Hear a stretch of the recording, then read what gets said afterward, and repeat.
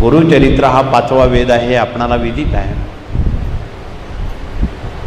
आणि त्या वाचण्यानं, मननानं, चिंतनानं जन्मजन्मांतरीचे दोष, आपण जो मानवजात या भूतलावर आलो ते बरेच ऋण दोष घेऊन आलेलो आहोत.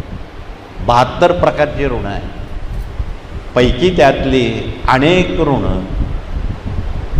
या सेवेनं निवारण होतात. त्यात मातृदोष असेल, पितृदोष असेल, पूर्वजन्म, प्रारब्ध, सुकृत, क्रियामान, ऋण, वैर, हत्या, शाप, तळतळा यासारखे अनेक दोष श्री गुरुचरित्र पठणानं, चिंतनानं नव्हे श्रवणानं, श्रवण भक्तीसुद्धा तेवढीच महत्त्वाची आहे, त्यानं ते निवारण होतं.